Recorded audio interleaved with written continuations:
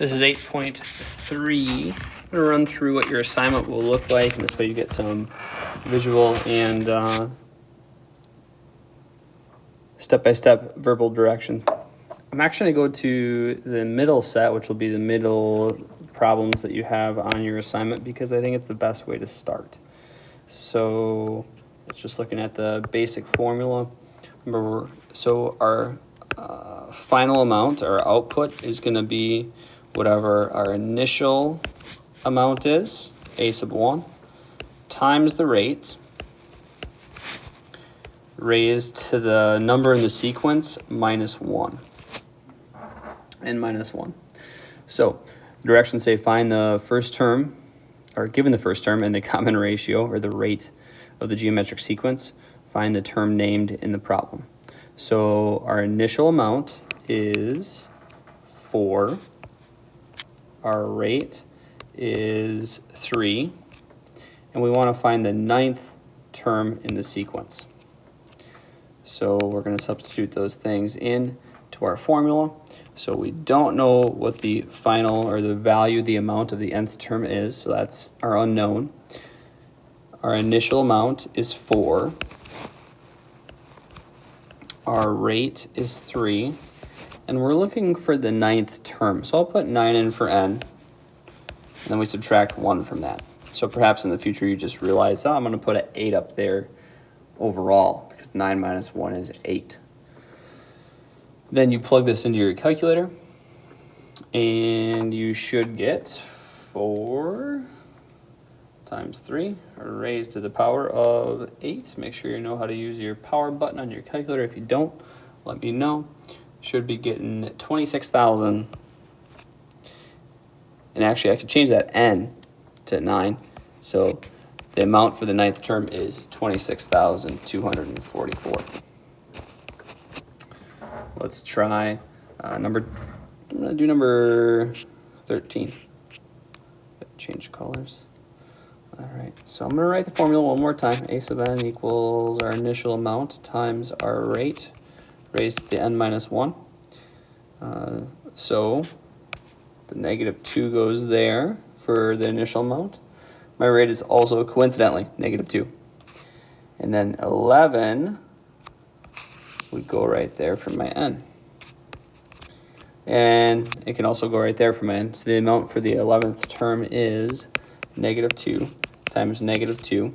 And again, here's where I can be thinking 11 minus 1 is 10. I'm really raising it to the 10th power.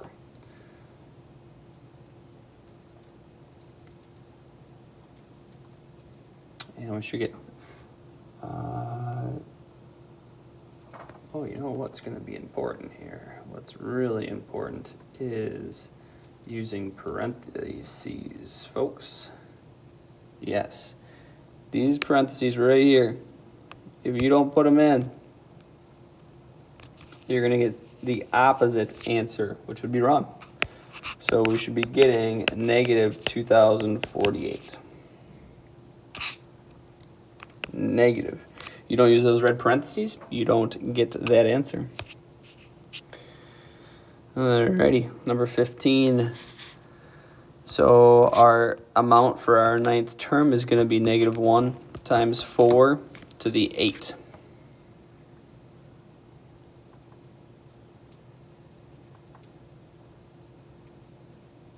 And should be getting negative 65,536. Whoa, 536. All right, let's go back up to the top. So on the top, we have to do a little bit of work before we can find the 11th term. We are giving the 11th term, we are giving the initial amount, but what we are not given is the rate. So given the 2 terms in the sequence, we know the first term and we know the 6th term, find the term named in the problem. So we have to do some work to get the rate. Now we're going to start with our explicit geometric sequence formula. And we're going to use a little bit of all of this information. So I know that my initial amount is -1. And then I use this term right here. My output is negative 243 when it's my sixth term. So n is 6. So again, this is my a sub 6 value, and I use, so again, I'm saying n is 6. So 6 got replaced there. So now we just simplify this, folks. And so the first thing we're going to do, and again, maybe you're like, I know this is 5 right here. That's right, that's 5. So it's really -1 times r to the 5th. First thing we do is undo multiplication and division.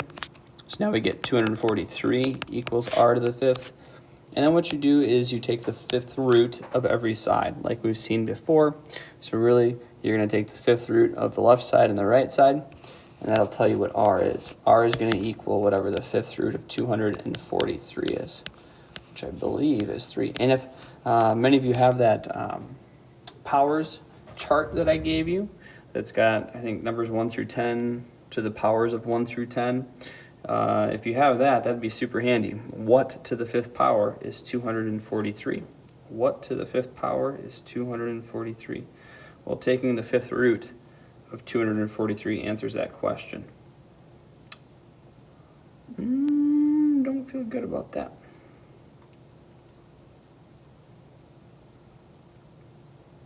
All right, it is 3. R equals 3. We're not done. I know I put it in the box, but we're not done. Because really, we need to find a sub 11. See why this is really like, this is tougher than what we were doing for number 11 in that sense. So, all right, now we go back to our formula. We're looking for a sub 11. Yes, we knew our initial amount. And yes, you know, it'll be 11 minus 1, so the power is 10 up there. But what we didn't know is what goes in the parentheses. What is my rate?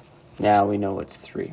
And so now to get my answer, I take -1 times 3 to the 10th power, put parentheses around the 3, although in this case it wouldn't matter.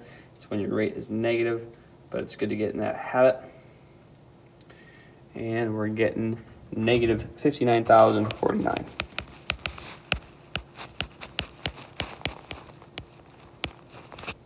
There we are. I'm going to go to number 60, I'm going to go to number 3. So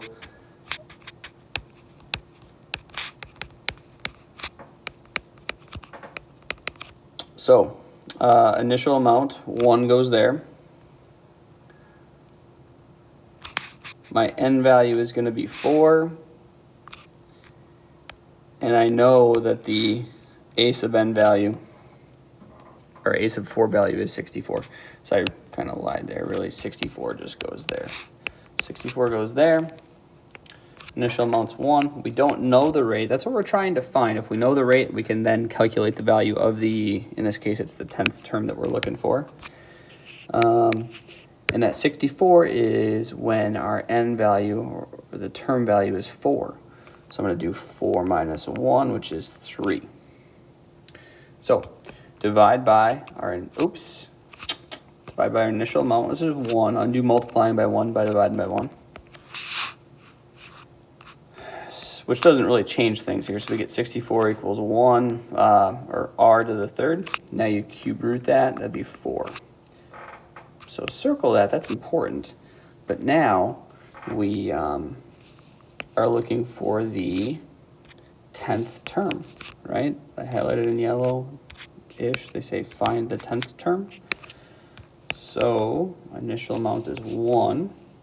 It's kind of a coincidence that happened both times in these two examples. Our rate we discovered is 4, and we'll raise it to the 9th power, 10 minus 1. And so when you do this, you get 262,144.